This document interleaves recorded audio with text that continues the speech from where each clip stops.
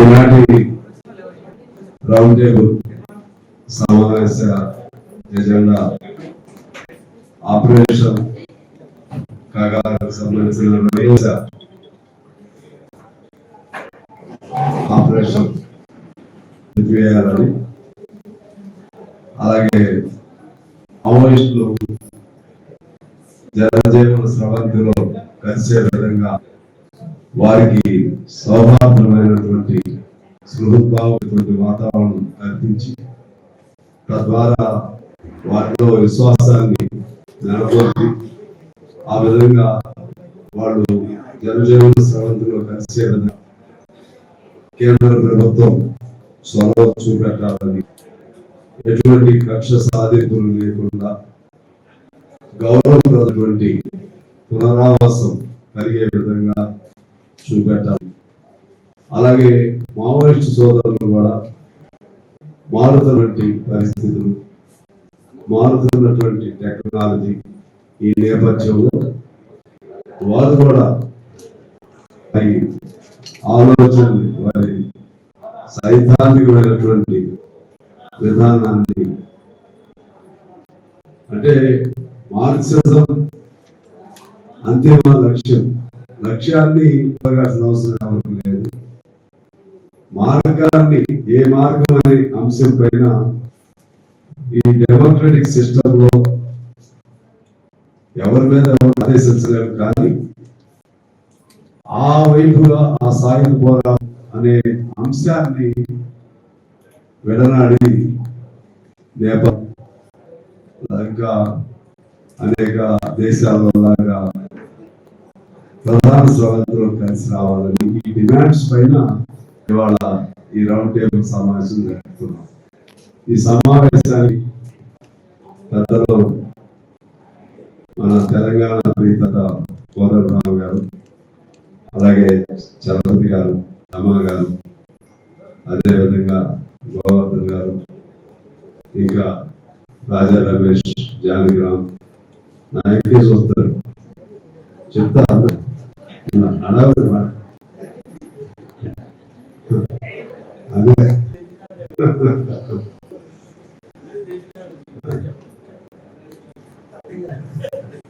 నువ్వు అందరూ తెలిసినాడని అందరూ పెళ్లి చెప్పినాడే కదా. ఈటి నరసింహ, రాష్ట్ర బోస్ గారు, శ్రీరాములు గారు, ఇంకా పెద్దలు చాలా మంది ఉన్నారు. అందరికీ హృదయపూర్వక నమస్కారం. ఎక్కువ కోదండరావు గారు చెప్తారు, మనం ఈ కార్యక్రమం పెట్టాలనుకో అప్పటికి ఒక భయానకమైనటువంటి మన సెకండ్ ఫేజ్ లో ఆపరేషన్ కాగా సెకండ్ ఫేజ్ ప్రారంభి ఒక భయానకమైన వాతావరణాన్ని కల్పించిన ఆ తరుణం కోదండరామ్ గారు, మన హరగోపాల్ గారు వారు నాతో సూచన చేసి ఎట్లా దీనిపైన మనం స్పందించవలసి ఉందని వారు చెప్పడం జరిగింది. దాని ప్రకారంగా వెంటనే జరుగుతాం అనుకున్నాము. ఈ రోజు పెట్టుకున్నాం. ఈ 3 రోజుల్లో చాలా డెవలప్మెంట్ జరిగాయి, పరిణామాలు మారాయి. మొన్న నాకు కబురు వచ్చింది రాత్రి పూట, మన నైట్ వీళ్ళని దేవజీ, ఇంకా రాజిరెడ్డి గారు, నరసింహారెడ్డి గారు వీళ్ళని అరెస్ట్ చేశారు.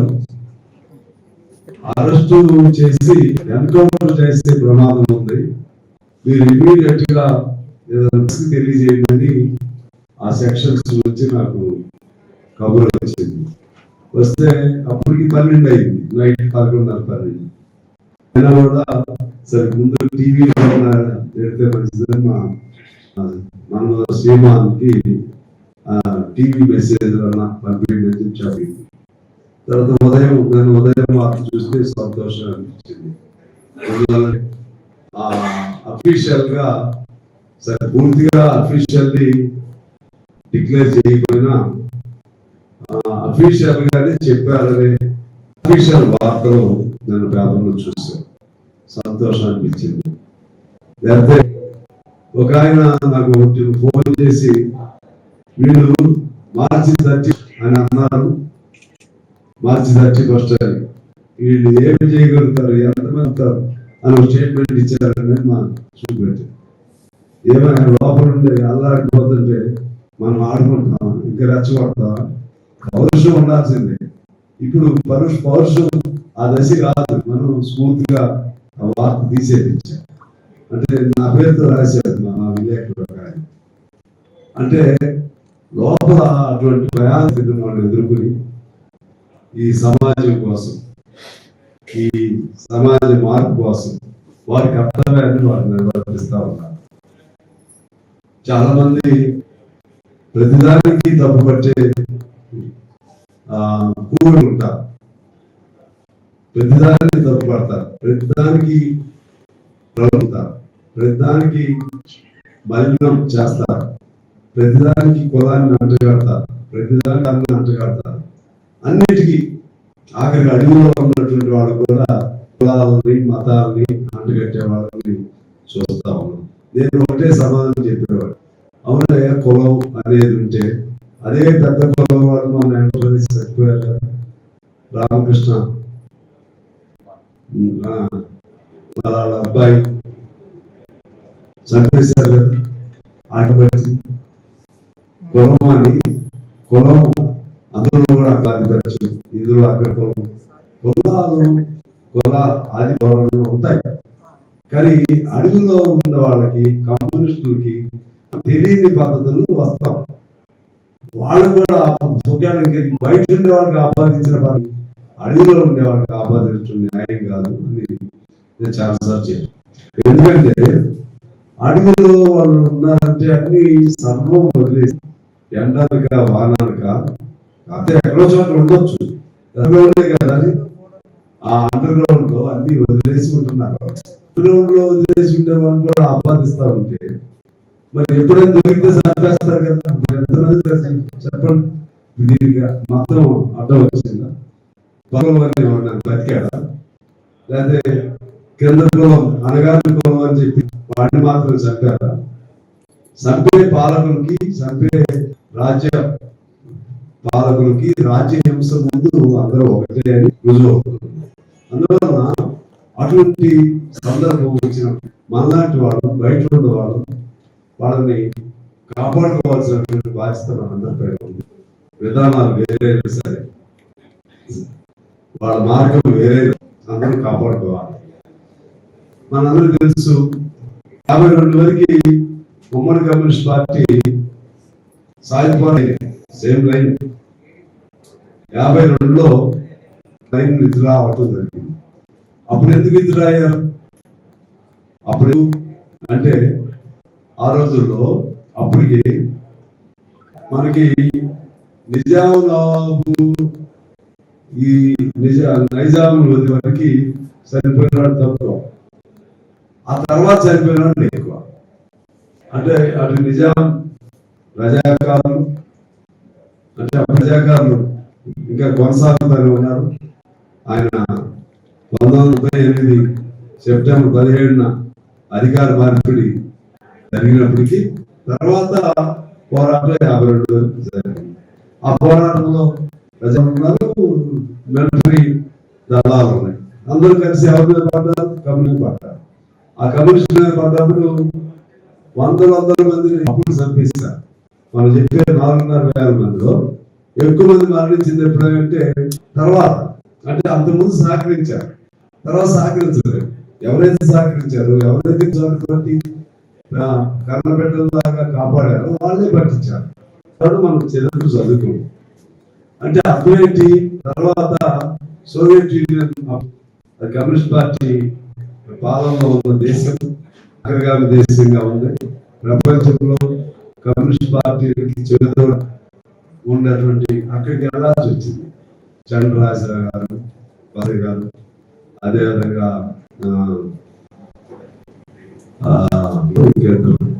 మన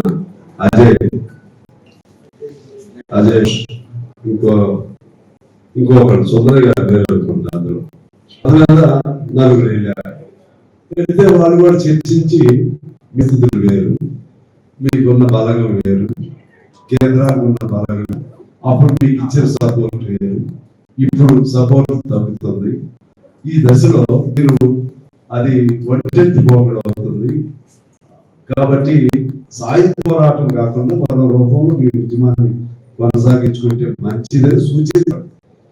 మన వాళ్ళు కూడా చేసి దాని నుంచి విత్డ్రా అవడానికే చాలా టైం పడుతుంది. విత్డ్రా అవ్వాలంటే ఎక్కడెక్కడో ఉన్నారు, ఒప్పించుకోవాలి అందరినీ. ఒకసారి పోరాటం విరమణ చేస్తున్నామని చెప్పే అవకాశం లేదు. ఇప్పుడు కమ్యూనికేషన్ కూడా లేదు. చంద్రరాజరావు గారు ఒక ప్రాంతానికి, సోదరి గారు ఇంకో నాయకుడు ఒక ప్రాంతానికి వెళ్ళి భయం అంతా ఎక్కడెక్కడ దాక్కున్నారు వాళ్ళని వెళ్ళి వాళ్ళని నొప్పించి వాళ్ళు నచ్చజెప్పి, అంటే విచిత్రం ఏంటంటే కొనసాగాలన్నాడే నచ్చజెప్పడానికి మనకు తిరగాల్సి వచ్చింది. చంద్రరాజరావు గారు లాంటి వాళ్ళు చివరికి ఎలక్షన్స్ కూడా డిక్లేర్ అయింది 52లో.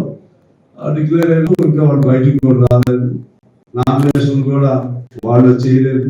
వాళ్ళు కొంతమంది నామినేషన్ కూడా వేస్తారు. అదేవిధంగా అభ్యర్థులు అది దొరక ఒక్కొక్క దొరికిన అభ్యర్థి 2 నియోజకవర్గాల్లో పోటీ చేయాల్సి వచ్చింది. అది అప్పుడు స్టోరీ. సరే అన్ని గెలిచాం. దాదాపు మెజారిటీ తెలంగాణ ప్రాంతం వరకు గెలిచాం. తెలుగు మాట్లాడే ప్రాంతాల వరకు ఇక్కడ గెలిచాం. దీని ప్రభావంతో మద్రాసులో కూడా గెలవటం జరిగింది.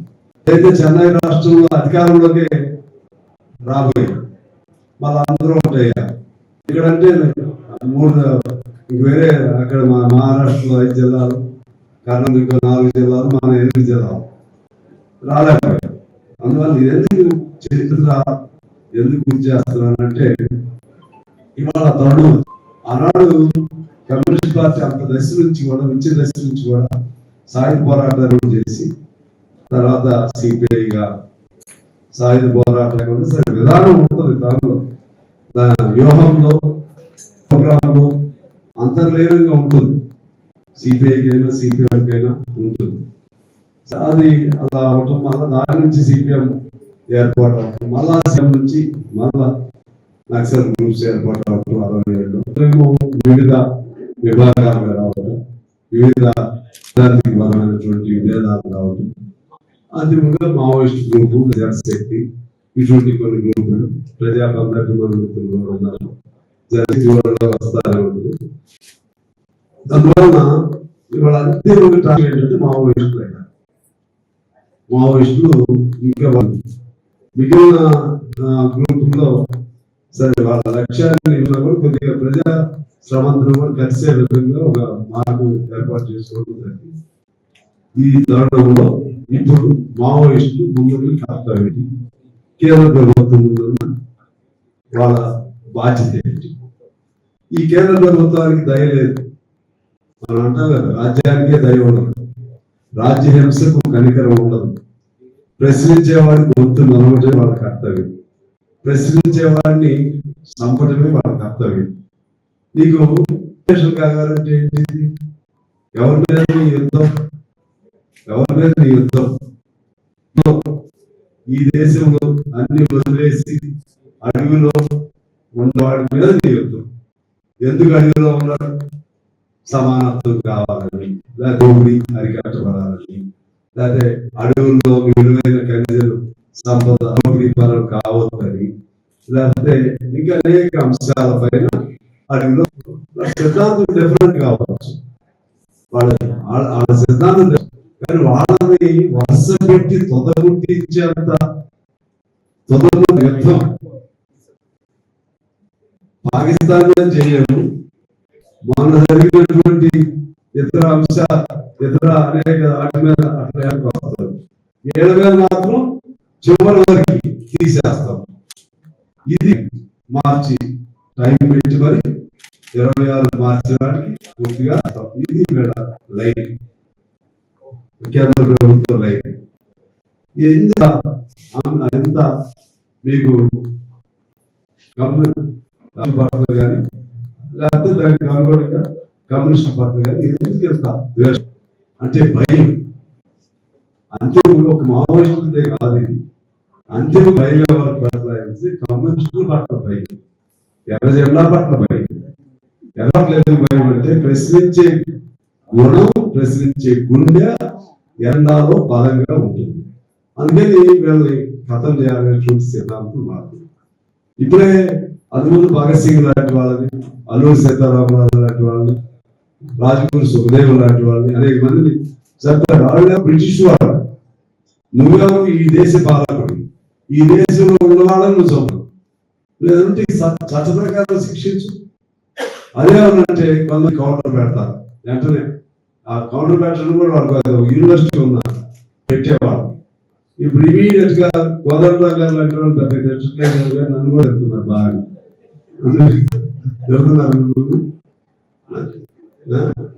ఈ మధ్య నాగేశ్వర గారిని కూడా తిరుగుతున్నారు. మా అప్పటి వరకేమో మనమేమో నాగేశ్వర గారి ఇంటి కొద్దిగా ఏదో ఆయన ఫిట్ అవుతున్నట్టుంది అని అనుకున్నాను.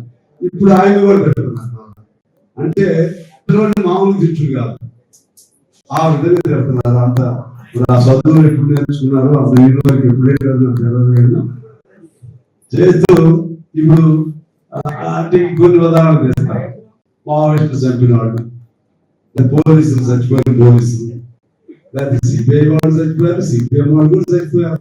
మరి మీరా కక్ష మేము అనుకోవట్లేదు కదా, తోటి కమిషన్ చాలా మంది చచ్చిపోయారు. ఇక్కడ చంపటం అనేది కరెక్ట్ లేదు. మనం వారైనా వీరైనా చంపటం కరెక్ట్ అని ఏం అంటలేదు. కానీ దాని వెనక ఉన్నటువంటి వాళ్ళ ఆ వర్గ ప్రయోజనాన్ని ఆలోచించాలి. వీళ్ళు చంపినప్పుడు అడవిలో ఉన్న అన్నలు ఎవరిని చంపితే దానివల్ల వాటిలో సొంత ప్రయోజనం ఆశించారా, లేదా సామాజిక ప్రయోజనం ఆశించారా? అప్పుడు చట్ట ప్రకారం తప్పే, అందరికి బాధే. చచ్చిపోయిన ప్రతి ఒక్కరు సిపిఐ వాళ్ళు అడవి భద్రాచలం వేలేపాడు లాంటి ప్రాంతంలో చచ్చిపోయారు చాలా మంది. సిపిఎం వాళ్ళు భద్రాచలం ప్రాంతంలో చచ్చిపోయారు. అదేవిధంగా విల్లెన్ ప్రాంతంలో ఎంఎల్ న్యూ డెమోక్రసీ వాళ్ళు చచ్చిపోయారు. ఒకరినొకరు సిపిఐ సిపిఎం, సిపిఎం సిపిఐ, ఇవన్నీ జరుగుతున్నాయి. దీనికి ఎక్కడో ఎండ్ రావాలి. కానీ వీటిని చూపెట్టి అంటే వారైతే చంపొచ్చా, వారు చంపొచ్చని అన్నాం అంటే వారు చంపితే నువ్వు చంపుతావా? వాడు చంపారే అనుకో, నువ్వు చంపేస్తా. వాడు చంపింది తప్పు కదా, వాడు చంపింది తప్పు అన్నప్పుడు మరి నువ్వు చంపింది కరెక్ట్. అందువలన ఇది వితండమైనటువంటి వైఖరి తీసుకుని ఈ దేశంలో ప్రశ్నించేవాడు లేకుండా ఒక భయభ్రాంతులు చేసే పద్ధతుల్లో ఈ ఆపరేషన్లు జరుగుతూ ఉన్నాయి. ఈ సందర్భంగా నేను ఎక్కువ మాట్లాడతారు. సందర్భంగా మనందరం ఒక అప్పీల్ పెట్టాలి. సరే, ఇప్పుడు ఇంకా అఫీషియల్ గా వాళ్ళు అవుతారన్నారు, వాళ్ళ తక్షణం కోర్టులో ప్రవేశపెట్టి వాళ్ళ పట్ల ఉదారంగా వ్యవహరించాలి. వాళ్ళని గౌరవప్రదంగా జనజీవన స్రవంతిలో వచ్చేవిగా ఆ ప్రాతిపదికను ఏర్పాటు చేయాలి. తర్వాత వారు ఇంకా ఎవరెవరు ఉన్నారో వాళ్ళకు కూడా విశ్వాసం కలిగించి బయటికి వచ్చే విధంగా ప్రభుత్వం ఉదాహరణగా ఉండాలి. మరియు మావోయిస్ట్ సోదరులు కానీ లేకపోతే అండర్ గ్రౌండ్ లో ఉన్నటువంటి ఏ సోదరులు అయినా సరే ఒకసారి ఆలోచన చేసుకుని, ఎందుకంటే వాళ్ళ విధానాన్ని మనం ఏం నిర్దేశించలేము.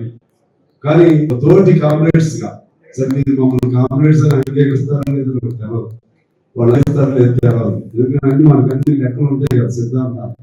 ఆ కామ్రేడ్ కాదు, ఈ సిద్ధాంతం కాదు, బయట చేద్దాం అనుకుంటారంటే అసలు ఈ కమ్యూనిస్టులకి ఏం పుట్టింది? అన్ని ఎర్రజెండాలే కదా. ఆడుగా భూమి కోసం పోరాటం చేస్తాడు, ఈ భూమి కోసం పోరాటం చేస్తాడు, వాడు రేషన్ కార్డు కోసం పోరాటం చేస్తాడు, వీడు రేషన్ కార్డు సిద్ధాంతం ఎవరు కాదు. ప్రజల కోసం ఆడు సంఘాలు పెడుతున్నారు అంటే ఇప్పుడు లేవనుకుంటారు. అందరు సంఘాలు కార్మిక సంఘాలు పెడుతున్నారు, కార్మిక హక్కుల కోసం. ఇది ఎందుకు ఇన్ని చీపికలు ఉండాలి అని ప్రజలు అడుగుతున్నారు. వాళ్ళకి మనం సమాధానం చెప్పలేదు. ఇంకా కామా ఉంది అక్కడ, ఇంకో ఇన్వర్టెడ్ కామా ఉంది, ఫుల్ స్టాప్ ఉంది, అది ఇంకేదో మారాలి, ఇవన్నీ ఎవరు అందరూ మంచిగా ఉండాలి, కలవాలని కోరుకుంటున్నారు. కాబట్టి ఈ క్రమంలో అసలు మీరు కలే కాదని మమ్మల్ని చాలా మంది అన్నారు. మీ సిపిఐ వాళ్ళు కమ్యూనిస్టులే కాదన్నారు.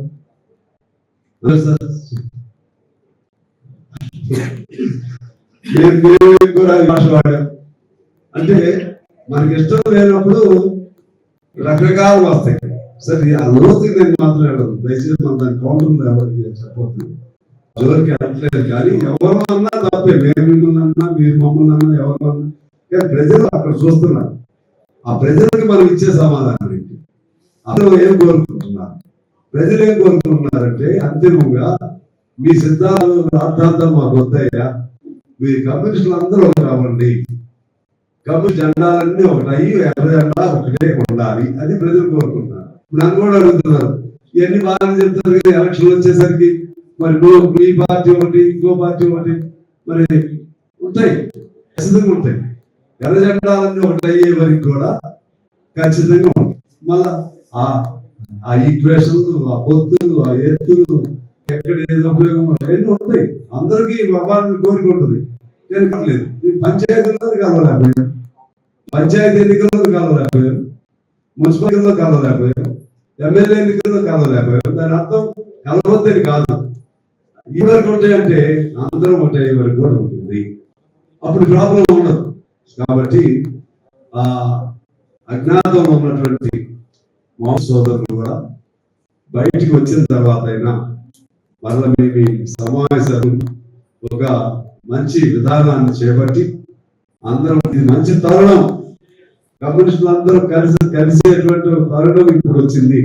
బాధలో నుంచి, కష్టాల్లో నుంచి, అదేవిధంగా ప్రభుత్వ హింసలో నుంచి, ప్రభుత్వం చేసేటువంటి మారణ కాంచి, మారణ మానవ హోమం నుంచి మనం బయటపడి మరలా మనకంటూ మార్గం, ప్రత్యామ్నాయ మార్గాన్ని ఆలోచించే తరుణం ఇదని నేనుగా వ్యక్తిగతంగా భావిస్తూ ఇప్పుడు మనం రెండే ఈ అంశాల మీద, ఒకటి తక్షణం కేంద్రం వాళ్ళను కూడా ఇక ఆపరేషన్ కాగా మెయిన్ వాళ్ళను దొరికాం కాబట్టి మిగిలిన వాళ్ళను కూడా బయటికి తీసుకుని వచ్చి వాళ్ళతో సంప్రదింపులు జరిపి వాళ్ళకు విశ్వాసం కల్పించవలసిన బాధ్యత ఒకటి. రెండవది, మన సోదరులు కూడా వారి ఆలోచనని కొద్దిగా సడలింపు చేసుకుని ఒక నూతన పంథావై వారు కూడా రావాల్సిన అవసరం ఉందని ఈ రెండు డిమాండ్స్ పెడుతూ, అలాగే వరవరరావు గారు ఇటువంటి వాళ్ళు చాలా మంది పైన వాళ్ళ పైన ఉన్న కేసులు, వాళ్ళ వయసు, ప్రధానమంత్రి సంప్రదాయం కుట్రపడ్డాడు వరవరరావు గారు, అది కేసు. వరవరరావు గారు టీ తాగరు, ప్రధానమంత్రి సంప్రదాయానికి కుట్రపడ్డాడు. సాయిబాబు గారు ప్రధానమంత్రి సంప్రదాయానికి కుట్ర, అది అటువంటి అది కూడా మనం ఈ రౌండ్ టేబుల్ లో డిమాండ్ చేద్దాం. మనం ఉన్నది మందే ఇక్కడ, కానీ మన వాయిస్, మనం చేసే నిర్ణయం లక్షలాది మంది వాళ్ళ లోపల, వాళ్ళ అంతర్లేనంగా వాళ్ళ మనసులో కూడుకున్న ఆవేదనకు ప్రతిరూపంగా మనం ఒక నినాదం రూపంతో ఇవాళ తీర్మానం చేసి బయటకు వెళ్ళాల్సిన అవసరం ఉందని చెప్పి తెలియజేస్తూ, ఇక్కడ హాజరైన పెద్దలందరికీ మరొకసారి హృదయపూర్వకంగా నమస్కారాలు, కృతజ్ఞతలు తెలియజేస్తూ ఇప్పుడు